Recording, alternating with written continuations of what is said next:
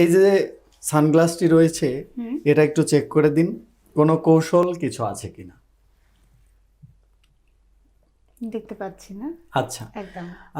এখানে কোনো আঠা জাতীয়, সুতো জাতীয়, ম্যাগনেট জাতীয় কিছু আছে? না, কিছু নেই। এবার দেখুন আমার হাতে কোনো কিছু আছে কিনা। থাকতে পারে ভাই হাতের না না, মধ্যে? ওরকম না, হাতে তো একটা জাদু আছে এরকম, আমার হাত থেকেই তো জাদুটা যায়, কিন্তু আমি দেখতে পাচ্ছি এছাড়া হাতে কিছু নেই। স্বাভাবিকভাবে কোনো কিছু আছে কিনা। না, দেখতে পাচ্ছি হাতে কিছু নেই। ওকে, এবার এই চশমাটা আমাকে দিন। এই যে যে সানগ্লাসটি রয়েছে, এই সানগ্লাসটি কথা শুনবে। আমরা জানি যে জড় পদার্থ কখনো কারো কথা শোনে না, কিন্তু ম্যাজিকের মাধ্যমে জড় পদার্থকেও কথা শোনানো সম্ভব, তাদেরকেও বশে আনা যায়। ওরে বাবা। তো সেটাই আমি এবার দেখানোর চেষ্টা করছি।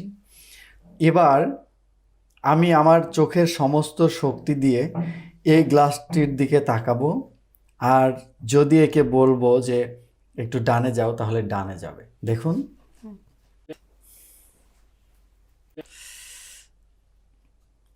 ডানে যাও। এবার একটু বামে প্লিজ। এবার একটু ডিগবাজি।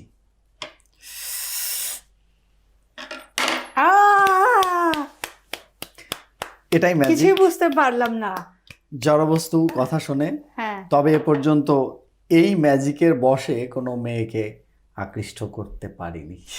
আরে আরে, যদি এমন হতো, এই ম্যাজিকটা যদি আমি শিখতে পারতাম এবং কোনো মানুষের দিকে যদি মানে অ্যাপ্লাই করা যেত, আমি বলতাম বসো, বসতো, বলতাম ওঠো, উঠতো, নিশ্চয়ই আপনার হাজবেন্ডকে। অবশ্যই হাজবেন্ডকে। মানে আমাদের আসলে সবসময় চিন্তা এরকমই থাকে। আমার মনে হয় যে আমার বউ আমার কথা মতো চলবে, আবার মানে যে হবে আর কি। যেমন আপনি, আপনার মনে হচ্ছে যে আপনার হাজবেন্ড যদি আপনার কথা মতো না, চলতো আর কি। সবসময় চলতে হবে না, যতক্ষণ বাসায় থাকবে ততক্ষণ শুধু। আচ্ছা আচ্ছা, বুঝতে পেরেছি।